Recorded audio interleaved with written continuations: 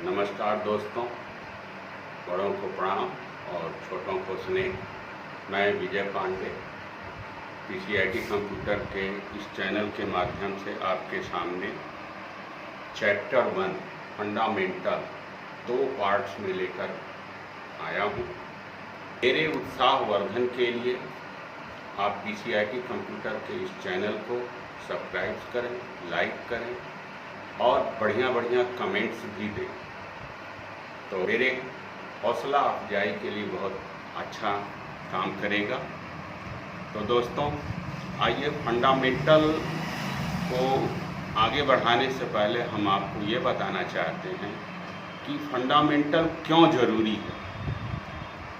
Fundamental इसलिए ज़रूरी होता है क्योंकि फंडामेंटल का प्रयोग अक्सर करके इंटरव्यू में पड़ता है। इंटरव्यू के समय आपसे फंडामेंटल की ही पूछताछ होती है। आपकी मंजिल यदि 100वीं सीढ़ी पर है तो फंडामेंटल वह आपकी पहली सीढ़ी है जिसके ऊपर पैर रखकर आप आगे की मंजिल को प्राप्त करते हैं। किसी भी कंपनी, ऑफिस, फर्म का मालिक हो, मैनेजर हो, वो कंप्यूटर के विषय में भले कुछ न जानता हो, लेकिन वह इंटरव्यू लेते लेते, मैगजीन्स को पढ़ते पढ़ते, अखबार को देखते देखते इन फंडामेंटल्स के विषय में वो काफ़ी कुछ जान जाता है, जो इंटरव्यू के वक्त आपसे सवाल करता है, पुटअप करता है। इसलिए यह फंडामेंटल एक आवश्यक चीज़ है।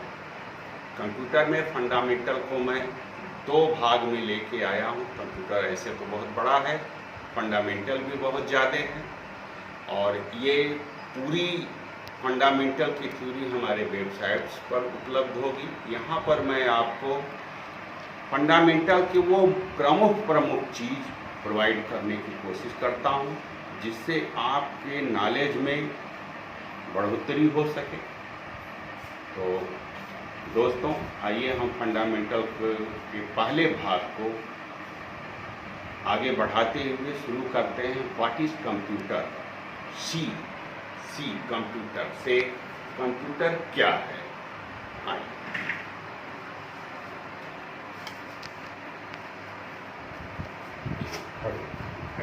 दोस्तों, फंडामेंटल पार्ट 1 क्यों जरूरी है। आपको बताया अभी कि फंडामेंटल की आवश्यकता आपसे इंटरव्यू में पड़ती है, इंटरव्यू में मिलेगी। यहाँ पे हम डालते हैं व्हाट इज कंप्यूटर, कंप्यूटर क्या। तो सी कॉमन, सामान्य रूप से,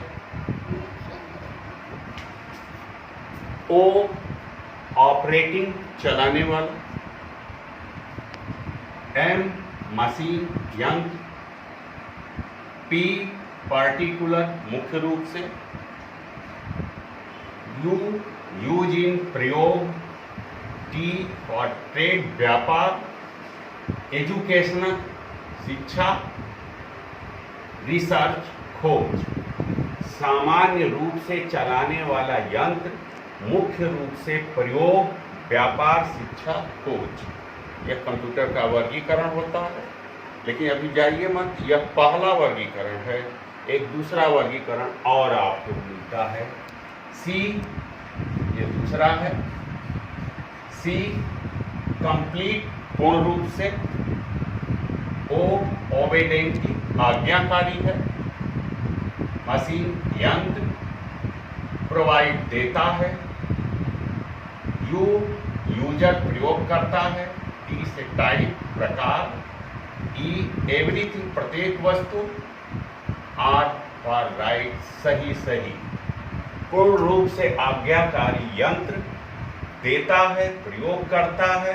प्रकार, प्रत्येक वस्तु, सही। तो दोस्तों, यह कंप्यूटर का वर्गीकरण है जो 2 रूप से हैं आपके सामने।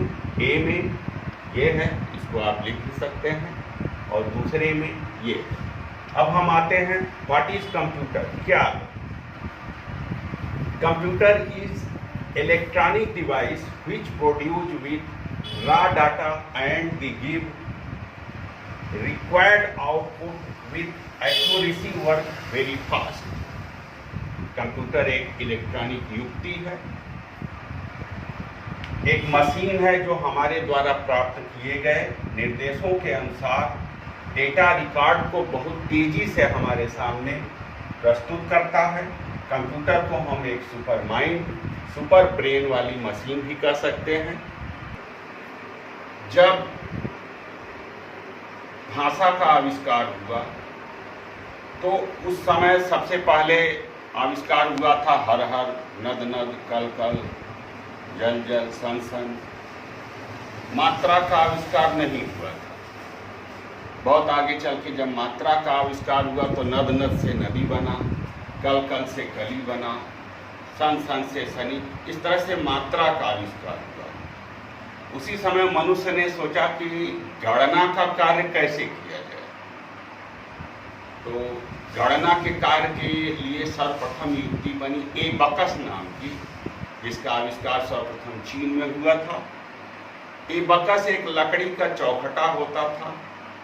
इस चौखटे पे कई समानांतर तार लगे हुए होते हैं, जिसमें छोटे छोटे लट्टू पिरोए रहते हैं। इन लट्टुओं को एक तरफ खिसका खिसका के गणना का कार्य किया जाता था। वो ले यह एबकस है, ये लकड़ी का चौखटा होता है।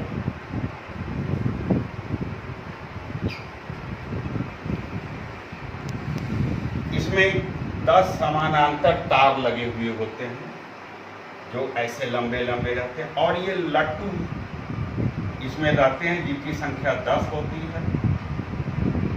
इन लट्टुओं को एक तरफ खिसका खिसका के गणना का कार्य किया जाता था। इसे एबकस के नाम से जाना गया। उसी समय स्कॉटलैंड के मैथमेटिशियन थे जॉन नेपियर बोन्स। इन्होंने गणना की पद्धति का नया आविष्कार किया स्लॉट रूल पे। इसमें होता था कि स्लॉट रूल पे अंकों को खोदकर उनको अगल बगल आसपास रखकर गणना की नई पद्धति का आविष्कार किया। जैसे दिखाइए स्लॉट रूल, ये स्लॉट रूल है आपका। इस पे 1 2 3 4 5 6 7 8, फिर 1 2 3 4 5 6 7 8, 1 2 3। इस तरह से इन स्लॉटों को अगल बगल रख के गणना, अब जैसे 1 + 1 + 1 + 1 = 5, 2 + 2 + 10, 3 50, 20। इस तरह से गणना की नई पद्धति का आविष्कार जॉन नेपियर बोन्स ने किया। इसे नेपियर बोन्स के नाम से जाना गया। दोस्तों, उसी समय फ्रांस में एक परिवार था। परिवार में सिर्फ पिता और पुत्र रहते थे। तो पिताजी इनकम टैक्स में क्लर्क थे और बड़ी मोटी मोटी फाइलों पे दिन रात काम किया करते थे। उनके दिन रात काम करने की वजह से उनके बोन्स, रीढ़, पीठ की हड्डी में बड़ा दर्द रहता था, और इस वजह से वह आह बप्पा मैया आह बप्पा हमेशा कराते रहते थे, लेकिन दिन रात अपना काम करते रहते थे। तो उनका बेटा जो 18 वर्षीय पुत्र था, वह अपने पिता की इस दर्द को, इस तकलीफ को बड़े ध्यान से, बड़े गौर से देखा करता था और हमेशा सोचता था कि मैं अपने पिता की मदद कैसे करूं।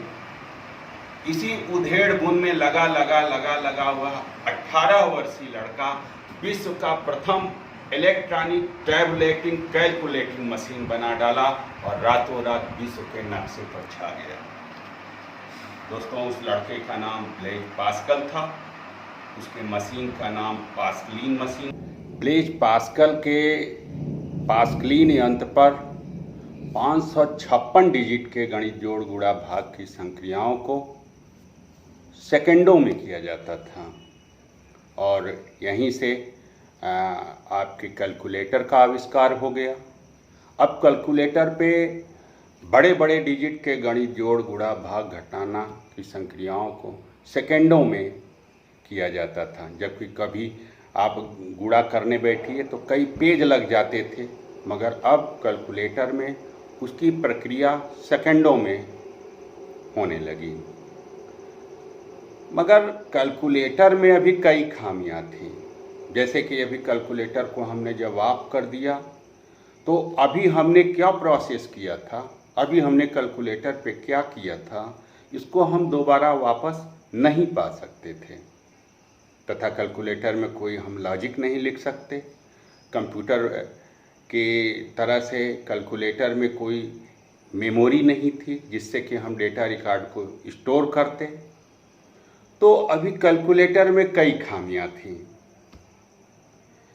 इन खामियों को चार्ल्स बैबेज ने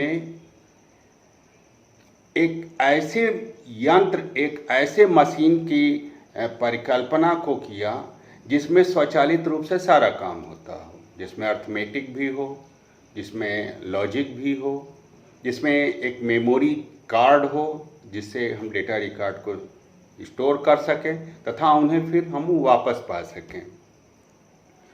तो चार्ल्स बैबेज ने एक ऐसी स्वचालित रूप से सारा काम करने वाली मशीन की परिकल्पना किया और कंप्यूट शब्द की उत्पत्ति किया तथा कई वर्षों के अथक मेहनत और अमेरिकी सरकार की मदद के बावजूद चार्ल्स बैबेज कंप्यूटर नहीं बना सके। लेकिन चार्ल्स बैबेज को फादर्स ऑफ कंप्यूटर कहा जाता है, क्योंकि चार्ल्स बैबेज ने ही ऐसे मशीन की परिकल्पना किया था और कंप्यूट शब्द की उत्पत्ति किए थे। कंप्यूट मीन्स होता है संगणक, गणना करना। चार्ल्स बैबेज की परिकल्पना को डॉक्टर हरमन होलेरिड ने पूरा किया और विश्व का प्रथम टैबलेटिंग मशीन बना डाला जो पंच कार्ड के नाम से जाना गया। विश्व के प्रथम कंप्यूटर का नाम एनियाक था, electronic numerical integrator calculator. ENIAC यह विश्व का प्रथम कंप्यूटर बना। इसको doctor John V Mauchly and JP Scott ने 1945 में बनाया था और यह ऑपरेशनली यूज इसका 1956 में किया गया। So then doctor John V Mauchly and JP Scott ने 1945 में इसको बनाया। एनियाक का ऑपरेशनल कॉमर्शियल यूज प्रयोग 1956 से आरंभ हुआ था। इसके बाद एक के बाद एक कई कंप्यूटर बने, जिसमें पहला डिजिटल था, दूसरा हाइब्रिड था, तीसरा यहां पे दिखाइएगा, पहला डिजिटल कंप्यूटर, दूसरा हाइब्रिड कंप्यूटर,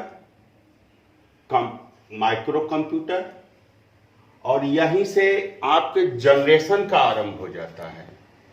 यह जनरेशन फर्स्ट जनरेशन चला, सेकंड जनरेशन चला, थर्ड जनरेशन चला, फोर्थ और इस समय करेंट फिफ्थ जनरेशन चल रहा है। तो यहाँ पे हम आपको फर्स्ट जनरेशन से आरंभ करते हैं। पहले जनरेशन में 1940 1940 से 1956 का दौर था, जो वैक्यूम ट्यूब के नाम से जाना गया। ये वैक्यूम ट्यूब,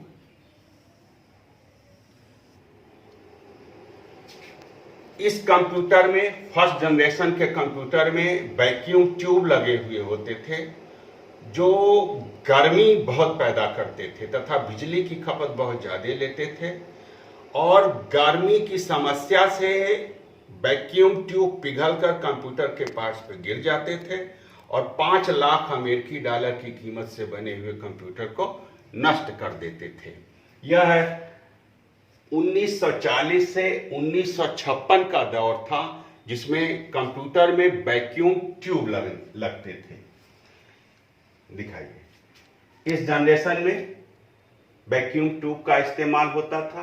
मेमोरी के लिए मैग्नेटिक सर्क्यूटरी ड्रम का इस्तेमाल होता था। इस वजह से यह काफी बड़े होते थे और काफी महंगे होते थे। यह बिजली की खपत बहुत लेता था और गर्मी पैदा करता था। इस जनरेशन में यूनिबैक यूनिवर्सल ऑटोमेटिक कंप्यूटर और ENI AC कंप्यूटर आते हैं। यूनिबैक पहला व्यावसायिक कंप्यूटर था जिसे 1951 में संयुक्त राज्य अमेरिका के जनगणना ब्यूरो को दिया गया था। यूनिबैक कंप्यूटर एक ऐसा पहला व्यावसायिक कंप्यूटर बनाया गया जो 1951 में संयुक्त राज्य अमेरिका के जनगणना ब्यूरो को प्रोवाइड किया गया था। तब तक इसके बाद आ गया सेकेंड जनरेशन, दिखाइएगा।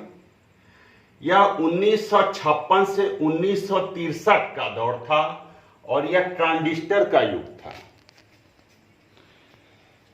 अब इस दौर में सेकेंड जनरेशन में जो वैक्यूम ट्यूब लगते थे, अब उस ट्यूब की जगह ट्रांजिस्टर का प्रयोग होने लगा। इसका दौर 1956 से 1963 तक का था।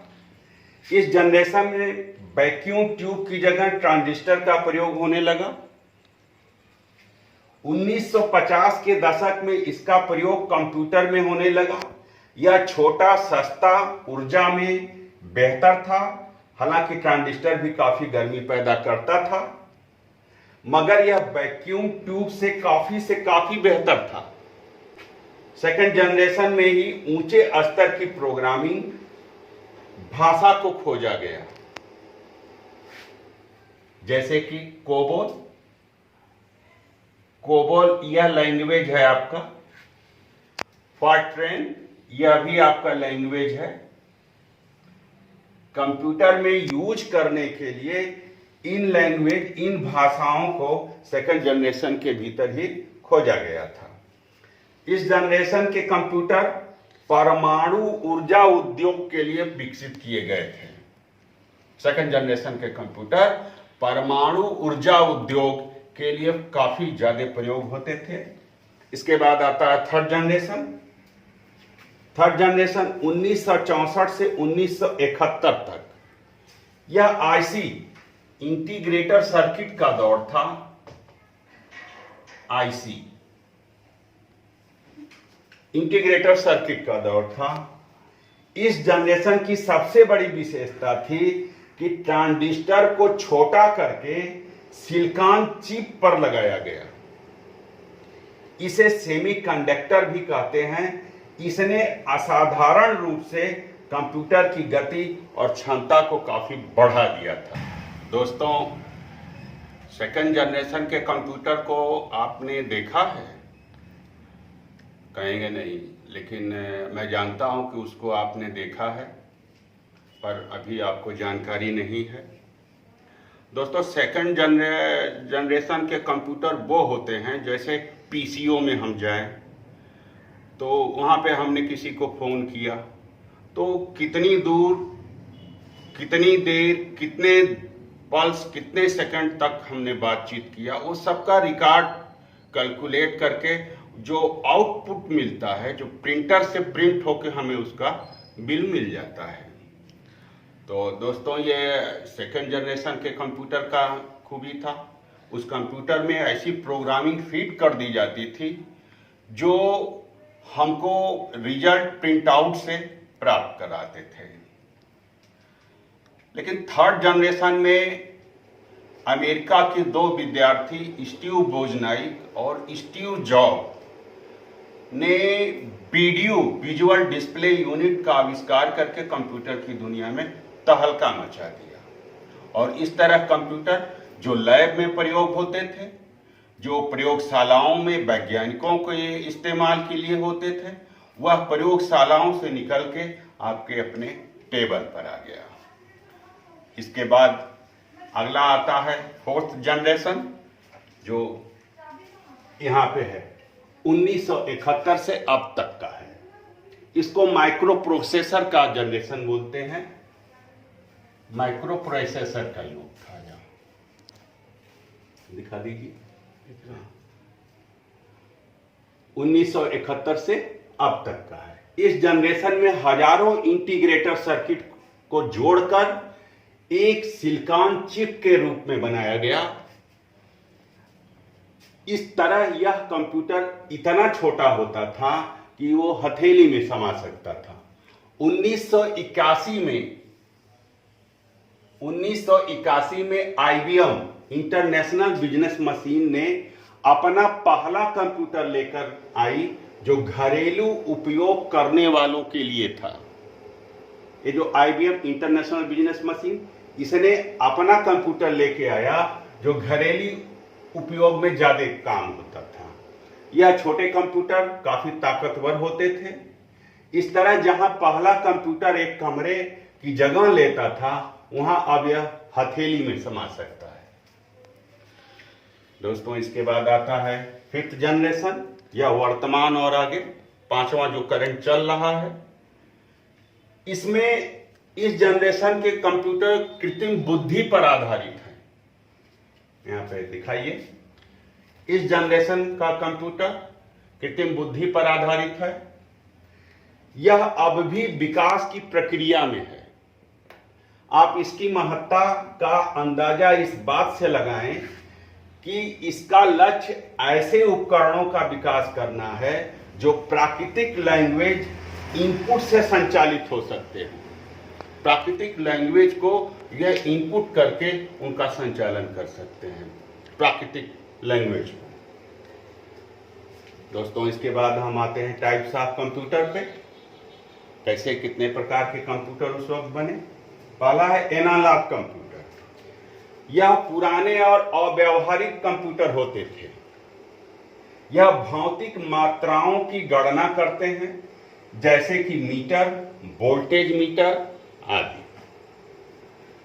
दूसरा है digital computer. Digital computer digit के संदर्भ में आंकड़े डेटा को संग्रहित करता है और खंडित चरणों में एक चरण से दूसरे चरण में प्रोसेसिंग करता है। डिजिटल कंप्यूटर बाइनरी डिजिट के इस्तेमाल से अपना कार्य करता है, जो कि ऑन ऑफ स्विच की तरह से कार्य करता है। अगला आता है हाइब्रिड कंप्यूटर। हाइब्रिड कंप्यूटर, यह कंप्यूटर डिजिटल और एनालॉग से बेहतर खूबियों को रखता था। इसमें दोनों तरह की विशेषता समाहित होती थी।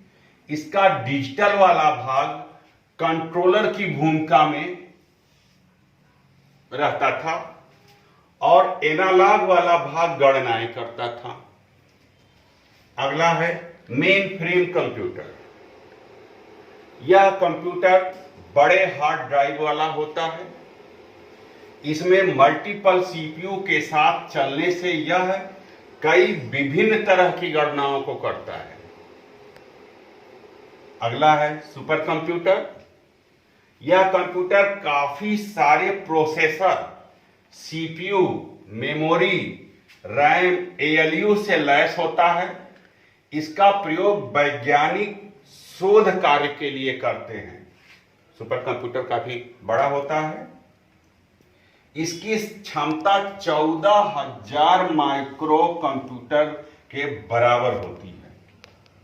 14,000 माइक्रो कंप्यूटर, इतना ये सुपर कंप्यूटर होता है। अगला है लैपटॉप।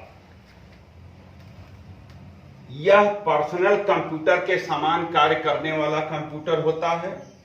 इसको हाथ में उठाकर कहीं भी ले जा सकते हैं और किसी भी वक्त हम इस पे काम कर सकते हैं। लैपटॉप काफी छोटे नोटबुक के आकार में भी आता है, जिसको कि हम अपने हाथ में उठा के एक स्थान से दूसरी स्थान पर ले जा सकते हैं तथा ट्रेवल्स वगैरह में भी हम बैठकर इस पर जॉब काम कर सकते हैं।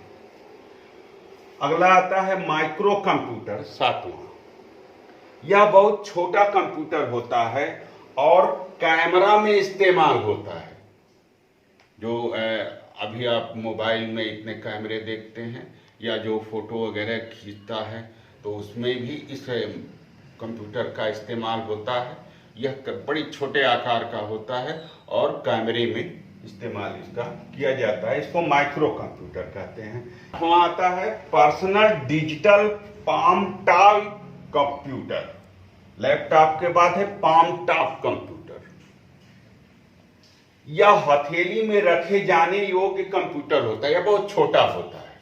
इसके कई कार्य होते हैं। गणना करना, इसका घड़ी, कैलेंडर, इंटरनेट तक पहुंच, ईमेल भेजना अथवा प्राप्त करना, video recording, computer game, type writing आदि अनेक कार्य होते हैं। जैसे अभी मोबाइल में आपने कैलेंडर को देखा तो ये डिजिटल कैलेंडर होता है, या मोबाइल में घड़ी भी चलते हैं तो ये सब यही कंप्यूटर होता है पाम टॉप। ये बड़े कम जगह को घेर। तो दोस्तों, यह हमारा फंडामेंटल का फर्स्ट भाग था, पार्ट 1 था। इसको हम हिस्ट्री ऑफ कंप्यूटर भी कह सकते हैं। इसमें कंप्यूटर के विषय में हमने जो प्रकाश डाला है उसका अध्ययन आप कर सकते हैं। इसको आप लाइक कर सकते हैं और कमेंट्स भी इस पर भेज सकते हैं।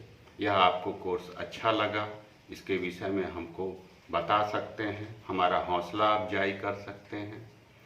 इसके बाद हम सेकंड पार्ट में कंप्यूटर के अगले चरण की पढ़ाई को लेकर आएंगे, जो इसके जस्ट बाद आपको हम मिलेंगे, जिसमें कंप्यूटर के विषय में CPU क्या है, ALU क्या है, ये सब के विषय में हम आपको सिलसिलेवार जानकारी प्रदान कराएंगे। तब तक आप इसको ध्यान से पढ़िए, इसको देखिए, इसको पसंद करिए। अगर हमारी पढ़ाई अच्छा आया हो, हमारी पढ़ाई अच्छी लगी हो तो हमको सब्सक्राइब करिए और लाइक। सम्मोहनं गिरिसुतांचित चंद्रचूडम श्री विश्वनाथ मधिनाथमुपैमि नित्यम् आपद्विनश्यति समृद्ध्यति सर्वसंपद विघ्नाः प्रयान्ति विलयन् शुभमभ्युदेति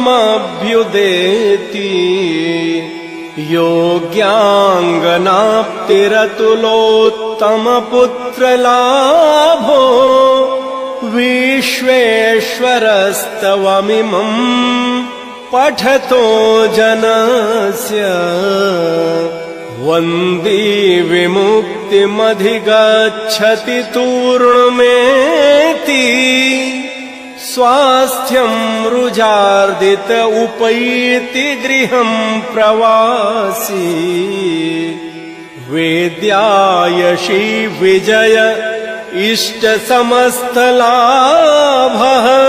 संपद्यते स्य पठनात् स्तवनस्य सर्वम्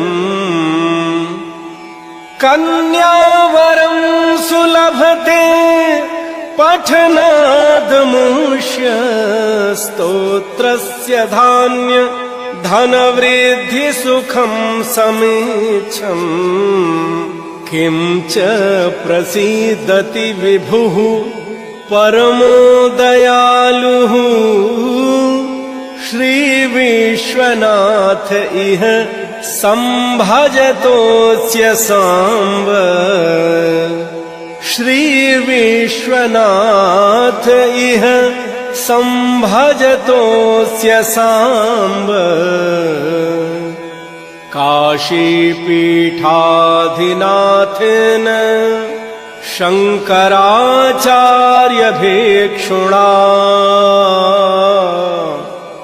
महेश्वरेण ग्रथिता स्तोत्रमाला शिवार्पिता।